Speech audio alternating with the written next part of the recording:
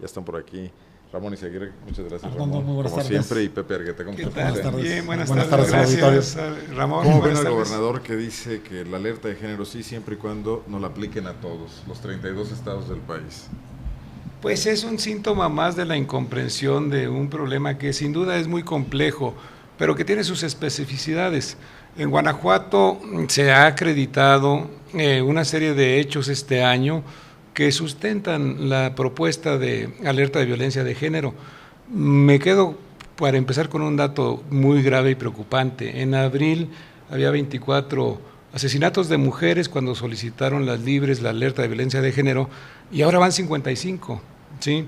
Y el Instituto Nacional de las Mujeres propuso 10 medidas en ausencia de la declaratoria de la alerta, que el gobernador solo ha aplicado un par de cosas y solo en términos declarativos, y de leyes y decretos como esta ley de igualdad que ni siquiera tiene todavía un modo de aplicación.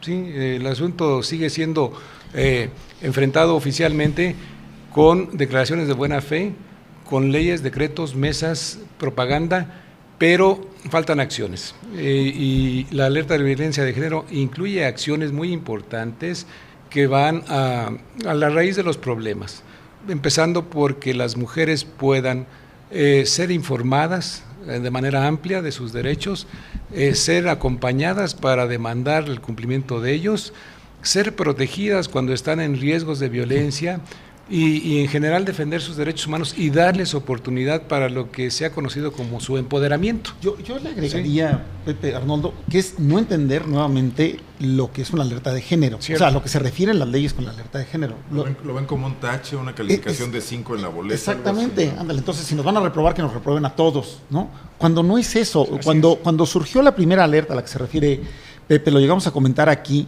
y dijimos, bueno, es un mecanismo de coordinación con los 3 niveles de gobierno y con diferentes autoridades para evitar que estas cosas sucedan. O sea, no porque haya una alerta de género en Guanajuato la tiene que haber en San Luis Potosí o cosa por el estilo. Sería un grave absurdo, ¿no? El planteamiento del gobernador es gravísimo.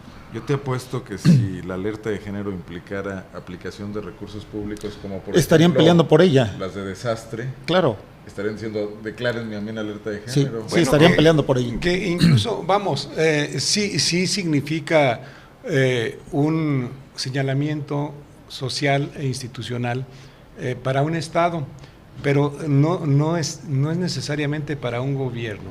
Yo creo que todos entendemos Exacto. que no estamos acusando de feminicida al gobernador, ¿sí? Estamos señalando una situación que va agravando la violencia contra las mujeres, que debe ser atendida y no verse, como dice Ramón, efectivamente, como una mancha en su administración. Entendemos que tiene raíces culturales, socioeconómicas, que es muy difícil, pero también entendemos que la alerta de violencia de género incluye estrategias que van a esas raíces y se están denegando. Y muy específicas que Sí. permitirían revertir el Sí, problema. así Yo creo que lejos de verse como un tache, y creo Sí. que alguien ha estado aconsejando ahí mal o hay una percepción errónea del gobernador, significaría revertir lo que socialmente está ocurriendo y ponerse en todo caso, a lo mejor hasta en la vanguardia de los gobiernos que están a la tutela de este Claro. tipo de derechos, ¿no? Cuando Adriana Rodríguez Vizcarra desde el IMUC declara un poco, no sé, ingenuamente que las mujeres no conocen sus derechos, pues bueno, de eso se trata. Sí. Mediante la alerta de género, los mecanismos de coordenación que implica, tendría que haber una difusión masiva de esos derechos, de esas leyes que ellos han creado y diversas que no se conocen. estrategias. Yo insistiría que ahí hay dos fenómenos, Arnoldo. Efectivamente hay un desconocimiento muy grande de las leyes, pero también cuando alguien los conoce, el gobierno no sabe qué hacer con ellos, que es el caso de Lucero Salcedo, ¿no? O sea, que alguien llega, ejerce su derecho y el gobierno se pasma y no sabe qué hacer con ellos. Pero cuando no los conocen, tampoco están acompañando a estas personas en los diferentes momentos que debe de ser. Y yo aquí digo, no es solo un asunto de Procuraduría General de Justicia, es un asunto, como lo señalas tú, de los institutos de las mujeres, es un asunto hasta de policías preventivas, etcétera, ¿no? Bueno, aquí habría que corregirle un poco la plana a Adriana Rodríguez Vizcarra.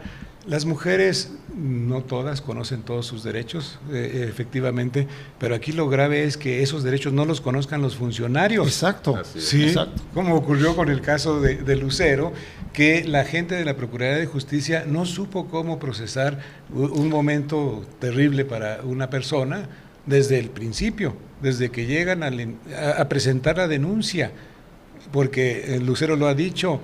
Llegó a presentar la denuncia a la Procuraduría de Justicia y le dijeron, primero váyase al hospital.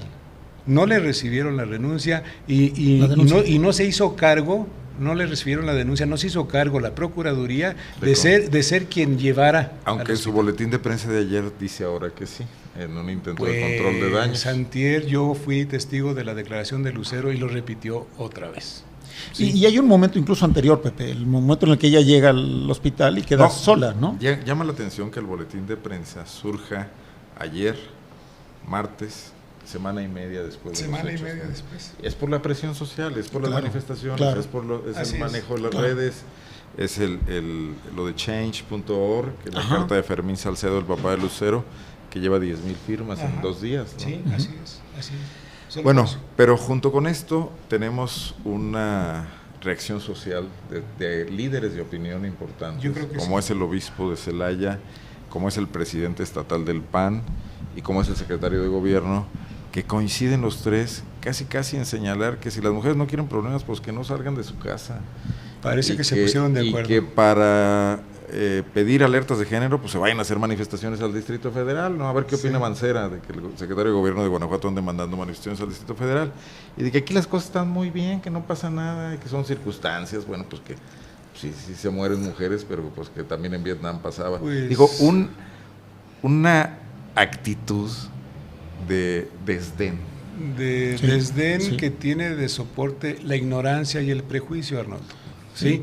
Porque, por ejemplo, lo que dice lo mismo el obispo de Celaya, Benjamín Castillo, y el secretario de Gobierno, Toño Salvador, va muy en el mismo sentido de que las mujeres ahora están más expuestas porque ya no solo trabajan en la casa, andan en otras cosas, incluyendo, dice el obispo, y dice también el secretario de Gobierno, actividades ilícitas. Bueno, sí, pero entonces es no entender que precisamente la evolución social va hacia allá y necesita eso. Exacto. ¿Sí? Y ellos están aplicando prejuicios, si me veo generoso, me critican, decimonónicos, por decirlo menos, ¿sí? De cuál es el rol de la mujer. Precisamente por eso es la demanda de política de género. O sea, ¿sí? Tal pareciera, perdón, hay una misoginia oficial y clerical. O sea, el gobierno se quedó aplicando programas y aplicando programas, como dice Pepe, siendo muy benévolo, suponiendo que los aplica, para cuando la mujer jugaba otro rol. La mujer juega desde hace muchas décadas un rol muy diferente en la sociedad y el gobierno no actualizó ese rol. Pero esto entra en contradicción directa con las justificaciones de Márquez, porque Márquez dice, hemos hecho leyes. Bueno, sí, pero tu secretario de gobierno, tu segundo de a bordo, el funcionario que tú pusiste a cargo de la representación política de tu gobierno, no entiende ni siquiera esas leyes que tú has hecho, que son limitadas. Entonces el problema es ese, quienes aplican las leyes no entienden de qué se trata. Y lo habíamos señalado aquí, perdón, Pepe, una cosa es que haya una ley y otra cosa es que haya una política pública, lo señaló Pepe hace algunas mesas, una política pública dedicada al tema. Aquí es cierto, tenemos la ley, pero no tenemos la política pública, entonces se queda como en una cuestión escenográfica nada más, ¿no? Ahora hay que decir, este año especialmente ha sido de mucha emergencia por la violencia. El dato más grave son los asesinatos de mujeres, pero hay mucha más violencia, mucha no denunciada, intrafamiliar, doméstica, como le llamen, ¿verdad? Y mucha denunciada, Lo cual contradice a quienes piensan que no saliendo de su casa las mujeres ya no están en riesgo, ¿no? Es cierto, porque incluso las instancias oficiales lo han señalado. Por ejemplo, hay un alto porcentaje de asesinatos de mujeres cometidos por novios, esposos, parientes. Padres, en el caso del violador de Tamazuca, ¿no? Entonces, el asunto es que se ha respondido con una serie de medidas que hoy mismo, con la declaración del gobernador, se pone en evidencia que son medidas cosméticas, que son medidas sin convicción, que son medidas que no se proponen ir al fondo de las cosas, salir del apuro, sino salir del apuro. A ver, yo voy a decir una cosa que es políticamente muy incorrecta, pero ya ando extrañando a Oliva.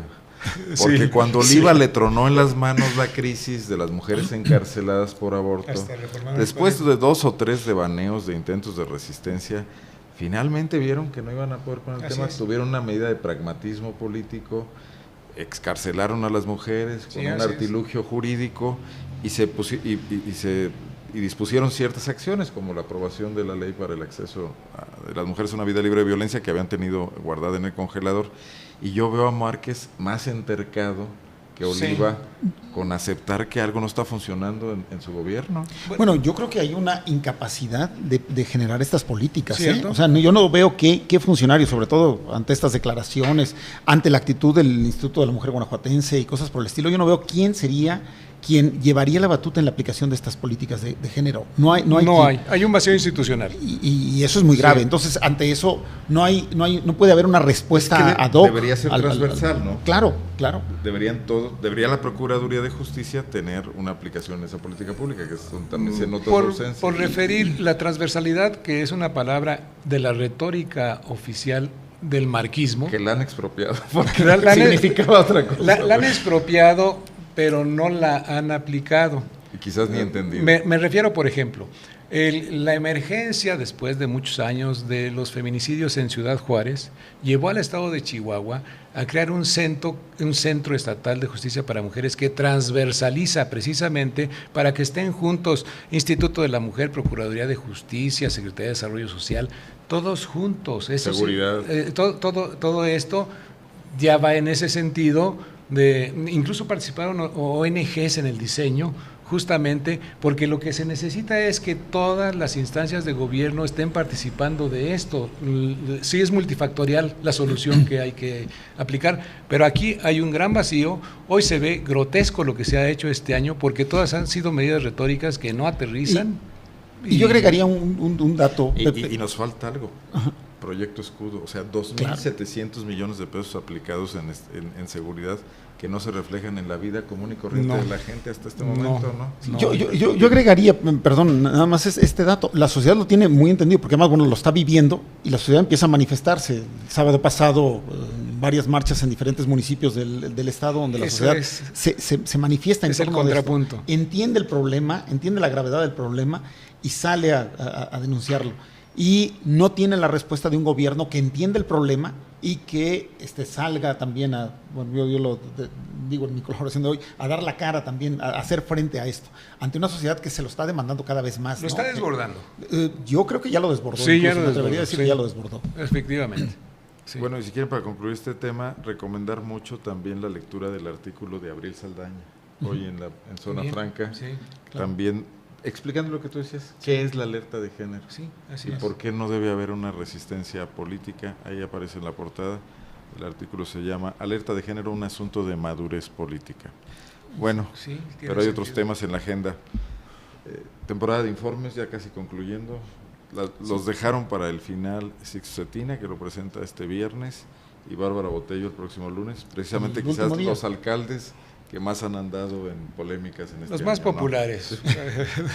¿no? Porque aparecen en los medios más, ¿no? Sí, digo, Bárbara precisamente además el último día, ¿no? Porque hay que recordar causas, que por ley se tiene todo el mes de septiembre para presentar el informe, y a veces por logística municipal, por conveniencia municipal y por logística también del gobernador, se van acomodando para que esté el gobernador. Van acomodándolos. Tal vez la fecha. Yo creo que es relevante el que sea el último día, Arnoldo, pero es más relevante el lugar en el caso el último día y en un punto lo más lejano posible, casi pegado ya a Jalisco. Sí, en un punto. ¿Cómo lo observa? Bueno, yo me meto un poco a hablar del asunto de Bárbara hoy, justamente a propósito de la campaña gerundios. De los gerundios, el Manuel Mora construyendo. Bueno, pues sí, pero no estudió español a fondo, sí, pero tampoco estrategias publicitarias, Arnoldo. El asunto es muy delicado. El concepto que se reproduce en otras cosas, construyendo el cambio, pero construyendo la obra pública, ¿sí? Está mandando un mensaje que sí se ha anticipado con algunos datos de que no se han hecho las cosas, se están haciendo los preparativos para hacer las cosas. Esa parte a mí me parece muy delicada. Por eso yo me atrevo a concluir a modo de cierre un año dedicado a preparar ¿qué? En 3 años. Es que deberíamos saber, o sea, mandar la señal de que se está preparando sería importante. Sí. Ahora andan guardando con mucho secreto el informe porque dicen que va a haber una gran sorpresa, porque ahí sí va a haber grandes anuncios. O sea, realmente el informe pareciera la toma de posesión. Que es uno de los argumentos que dieron ayer los regidores que no lo aprobaron, que es un informe de anuncios. Y ahí tienen razón, porque el informe debe ser es de un hechos. Recuento, sí, es una rendición de cuentas. Sí. Y para lo otro está el plan de gobierno. Yo vuelvo a señalar, toda esta estrategia de Bárbara Botello tiene olor a campaña cuando hace más de un año que se acabaron las campañas. Bueno, la de presidentes municipales. Sí, ¿no? El problema es que buscan popularidad con retórica mercadotécnica. Claro. Bueno, pero no ha funcionado. No ha funcionado. No ha funcionado. No va a funcionar. No va a funcionar. Pero tampoco hay algo para hacerlo diferente. O sea, tampoco construyeron, retomando como lo dice Pepe, una estrategia diferente. Entonces se casaron con esa estrategia y bueno, ahora creo tal parece que no les queda de otra más que seguirla. Yo concuerdo con Pepe, un año, o sea, un tercio de gobierno para decir qué es lo que se va a hacer y que no sea palpable es muchísimo tiempo. Mira, lo errático de la estrategia política o la línea que viene siguiendo la administración de León, encabezada por Bárbara Botello, se pone en evidencia en el asunto de la seguridad pública. Ese es el tema. Cuando surgió la cuestión de que había 500 policías prácticamente, números más, números menos, reprobados en los exámenes de control de confianza, la primera reacción fue rechazarlo, con argumentos desde que la había practicado el gobierno del estado, que era panista, y Álvaro Cabeza de Vaca. Fueron a conocer caso por caso, a tratar de litigarlos. Presentó Bárbara Botello una iniciativa para reformular la ley que es federal, la presentó aquí en el estado para esta depuración de los cuerpos policíacos. Y finalmente, y ante lo inevitable, a la vuelta de los meses, hoy su anuncio es que León es la primera ciudad que ha depurado a los policías. O sea, cambió el discurso en el camino. Sí. Lo cual, lo único que pone en evidencia es que no saben a dónde van. O sea, no sabían a dónde iban cuando rechazaron y no saben a dónde van ahora que aceptaron, que quizás es lo que los pone en una fuga constante hacia adelante. Efectivamente. ¿No? Bueno, sí, yo por eso señalo un tercio del cuerpo policíaco, un poco menos. Finalmente acaban depurándolos, aunque todavía tienen el proceso abierto, ¿sí? Porque hay resistencias, hay policías que se niegan, tal y tal. Pero la otra parte, Arnoldo Ramón, es muy grave. Debilitan finalmente en números a la policía leonesa y no hay nada para salvar ese debilitamiento. Tendría que ser un vacío que se llenara muy rápido. Pero mucho, inmediato, bueno, más bien. No rápido, sino inmediato. ¿No? Inmediato, pero además, yo sigo insistiendo, falta conocer un plan integral de seguridad. Por ejemplo, ¿cuántos policías serían necesarios para un municipio como este? Yo creo que incluso más de los 1,500 que tenían. ¿Sí? O sea, seguramente. Si desde un principio hubieran asumido que lo que ocurriera inevitable, que se abrió una ventana de oportunidad para depurar la fuerza policíaca, que además habían ofrecido en la campaña seguridad para todos los leoneses, no habrían perdido tanto tiempo. Quizás hoy tendríamos ya estas respuestas y quizás el informe podría contemplar ya una afirmación más contundente de que hemos, depurado la policía de León, pero además que se reflejara en los índices delictivos que están disparados. Esa es la ausencia de resultados, ¿no? O sea, se quiere hacer otra vez cosmética diciendo esto lo estamos haciendo y somos el primero, pero se esconde lo que ha dejado de hacerse y que sufre la gente. Ese es el problema. Y yo agregaría que hay un gran problema en la estructura del informe, porque el informe se establece como el informe de él o de la presidenta y no del ayuntamiento. Entonces, ves por eso estas riñas entre fracciones opositoras o a veces hasta fracciones del mismo partido diciendo o oponiéndose a un informe en tales condiciones, ¿no? O sea, ha dejado de ser un informe del ayuntamiento para cada vez más ser el día del presidente municipal, como lo hemos dicho, y eso obligaría a un cambio de estructura incluso del informe. Digo, ojalá obligara a un cambio de estructura del ayuntamiento, ¿no? Y en Irapuato, el joven Sixto Cetina, que tampoco los periodistas le aprobaron su informe. Pues también le está apostando a ganar con mercadotecnia y efectivamente intentando hacer un día del alcalde. Ocultando también una pobreza de resultados muy grave, muy preocupante, y por desgracia también una ausencia de espacios de análisis y discusión del colectivo que es el ayuntamiento, como lo previene la ley, ¿no? Ahí yo creo que hay un asunto además adicional a analizar. Sixto Cetina ha perdido la oportunidad de convertirse en la punta de lanza de un proyecto panista en el Estado, pues vinculándose más a Márquez, a su partido, cierto, para tratar de equilibrar la pérdida de León desde Irapuato. Su rijosidad ha tenido que ver también con su propio partido, con su antecesor, con el presidente del partido, con el secretario general, al propio gobernador. De repente hay quejas en el entorno de Márquez de que Sixto es muy soberbio, de que no le hace caso, de que no lo pela, etcétera. Entonces también observamos ahí pues otro error de juventud quizás. Yo creo que no. Yo creo que la juventud no es disculpable. No tiene nada que ver. No, sí, yo creo que quería ser generoso. Coincido sí, en que no pero lo que ocurre en Irapuato es un asunto que se emparenta con el de León por los dos partidos principales y cómo se repartieron las ciudades principales. Sin embargo, hay que recordar, por ejemplo, el tipo de gobierno que tenía que haber planeado Sixto Cetina, que evidentemente no planeó, era de mucho consenso por lo, digamos, cuestionable en términos de realidad, como ganó la elección. No llegó con una mayoría neta de asentimiento ciudadano. Eso marcaba un rumbo para un gobierno, y lo que ha hecho ha sido polarizar incluso al PAN. Sí, ¿sí? Eso iba a comentar. Tal parece que una de las prioridades incluso, era cómo tomar el PAN en lugar de cómo gobernar, ¿no? O sea, incluso la propia alianza que lo condujo al poder, porque también se confrontó con Lorena Alfaro, aunque ya parecen que fumaron la pipa de la paz. Bueno, para cerrar el tema, pues no podemos tampoco obviar la cuestión de la emergencia. Es muy grave. Por el clima, siguen algunos focos rojos, ahora las presas ya llenas, vertiendo agua en los cauces que, como ya sabemos, pues están asolvados, borrados. Otra tormenta tropical acercándose nuevamente por el Pacífico, ¿no? Y ante esto, ¿qué nos espera? Porque la reacción de las autoridades de repente es la que produce más desgracias que las propias tormentas, ¿no? Sí, efectivamente. Ya estamos viendo en Guerrero, en el Estado de México. Yo, a riesgo de generalizar, a mí me preocupa de veras a quién protege Protección Civil, porque yo veo un mecanismo de reacción tardía.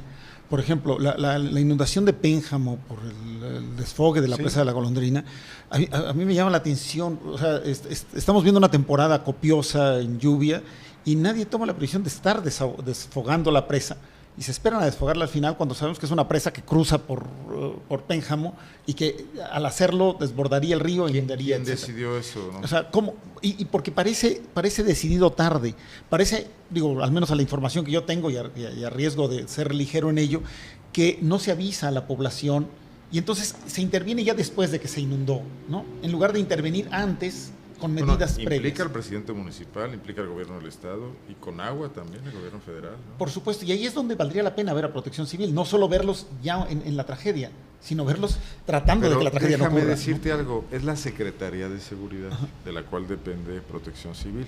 Yo digo que Huereca es un técnico muy competente, ha sobrevivido ahí muchos años, Luis Antonio Huereca está muy al pie del cañón, pero también siento que está trabajando con una nueva administración. ¿Qué facultades y qué apoyos le han dado, por ejemplo? Aparte de eso, algo que no se ha publicado es que esa área está muy debilitada, con poco personal y escaso presupuesto. Y ahora vale la pena que se revise. Y yo insisto mucho en que la Protección Civil también debe ser transversal, y perdón por insistir en la palabreja, ¿verdad? Pero por ejemplo, yo criticaba en la colaboración contigo ayer que el secretario de Gobierno el martes dijo que todas las presas estaban bien, que estuviéramos tranquilos, ¿sí? Y le preguntaron, ¿está usted seguro? Como las mujeres de Guanajuato. Exacto, exactamente. Le preguntaron los reporteros, oiga, ¿usted nos da seguridades de que están abajo de su nivel, del NAMO, de Avenida Máximo? Sí, él dio las seguridades. Preguntas expresas.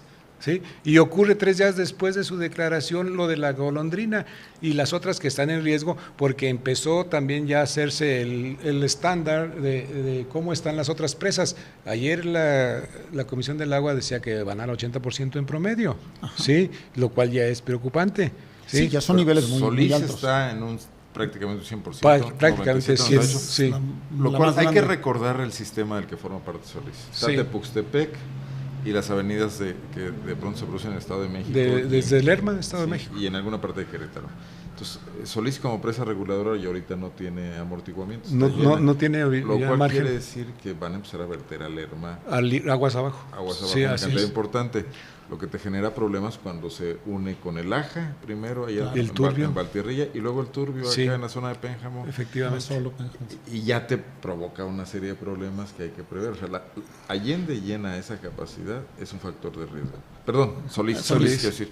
Allende está en este momento más baja, ¿no? Sí. Pero ahí es donde me refiero, el hecho ya está. O sea, digo, si se va a desfogar, entonces ahí se deben de tomar las medidas de prevención y no desfogar, inundar y luego decir, venimos. Están atentos, pero ante esto cualquier tormenta te provoca ya un caos, ¿no? Sí, yo tengo dudas en el nivel de atención. Digo, no quiero comparar el caso, pero bueno, esta no están de fiesta como Ángel. No, exacto, era lo que me quería referir, ¿no? O sea, por lo menos sí veo mayor atención, pero creo que debería haber un seguimiento previo mucho más intenso. Sí, ¿no? hay una gran imprevisión, a eso hay que estar insistiendo.